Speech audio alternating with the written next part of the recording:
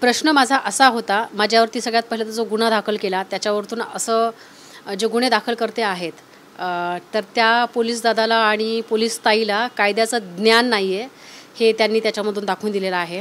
मी माझ्या सोशल मीडियावरती प्रश्न केला होता की हिंगोलीचे आमदार संतोष बांगर म्हणजे कळमनुरी विधानसभेचे संतोष बांगर यांच्या घरासमोर आधी शिवीगाळ आणि नंतर फायरिंग झाली होती म्हणे आणि सत्ताधारी आमदारानं महाराष्ट्र जनतेला काय खरं काय खोटं हे सांगावं असा माझा त्यांना प्रश्न होता.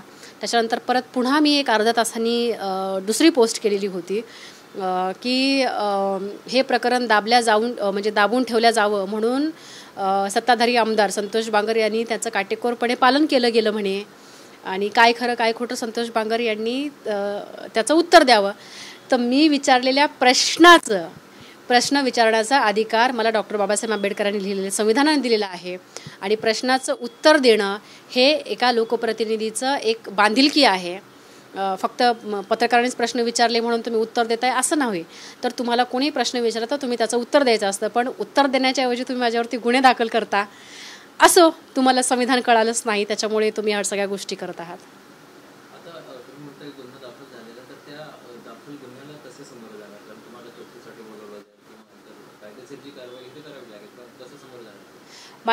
माझ्यावरती जो गुन्हा दाखल केलेला आहे त्याचं माझ्याकडे ते पेपर्स आलेले आहेत, वाचले. त्याच्यामध्ये पोलीस दादा पोलीस ताई जे आहेत ज्यांनी गुन्हा दाखल केला आहे ते म्हणत आहेत की माझ्या पोस्टमुळे हिंगोली जिल्ह्यामध्ये भीतीचं वातावरण निर्माण झालं.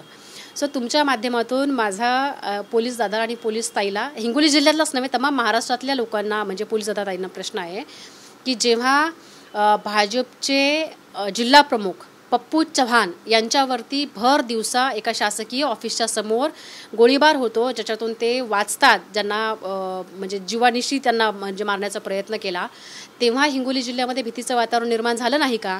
याच्यासोबतच जेव्हा जरांगे पाटील यांच्या आंदोलकावरती गोळीबार झाला तेव्हा भीतीचं वातावरण निर्माण झालं नाही का? जेव्हा वारकऱ्यावरती लाठीचार्ज केला तेव्हा भीतीचं वातावरण निर्माण झालं नाही का? पण अयोध्याने एक पोस्ट काय केली बरं, पोस्टमधून प्रश्न विचारला. मी ती अशी पोस्ट ठामपणाने नव्हती, मी प्रश्न केला होता तरी ते तुम्हाला इतकं हे झालं. आता हा फक्त प्रश्न होता म्हणून जसं तुम्ही म्हणालात की याला कसं सामोरं जाईल म्हणून माझ्यावरती आत्तापर्यंत 6 FIR दाखल झालेले आहेत. आत्तापर्यंत मी त्यांच्या सगळ्याच गोष्टींना सामोरी गेलेली आहे, इथून पुढे म्हणजे सामोरी जाईल.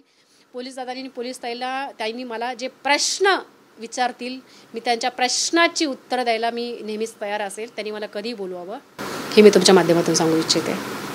हे गुन्हा म्हणजे एवढ्या तत्परतेने तुमच्याविरुद्ध गुन्हा दाखल झालेला तुम्ही म्हणताय, का दाखल झालेला, काही याच्यामध्ये काय कारण असू शकतो आपल्याला काय वाटतं? जेव्हापासून हे घटनाबाह्य सरकार आलं किंवा जेव्हापासून गद्दारी म्हणू आम्ही आमच्या भाषेमध्ये, तर ती गद्दारी झालं तेव्हापासून मी सरकारवरती एकनाथ शिंदे, यामिनी जाधव, मग दीपक केसरकर असतील, रामदास कदम असतील, संतोष बांगर असतील, मी प्रत्येक सत्ताधाऱ्याच्या विरोधामध्ये मी बोललेली आहे. मग देवेंद्र फडणवीस असतील, अमृता फडणवीस असतील, चित्रा वाघ असेल, शीतल म्हात्रे असेल, प्रत्येकाच्या बाबतीमध्ये प्रत्येकाने जे काही खोटे नाटे आरोप केले किंवा जे काही खोटं बोलले त्यांना मी खऱ्याने उत्तर दिलेलं आहे. आणि माझ्याकडे खऱ्याशिवाय काहीच नाही आहे. माझ्याकडे ED, CD, CBI, IT लावण्यासारखं माझ्याकडे काहीच नाही आहे.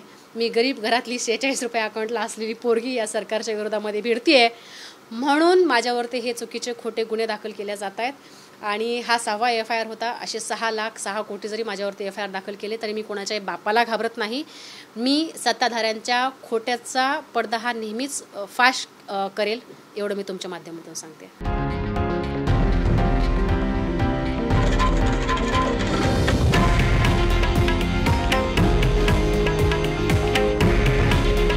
हे आहे देशातील नंबर 1 न्यूज नेटवर्क आणि आपण पाहत आहात TV9 मराठी. काळजी तुमची, हित महाराष्ट्राचं.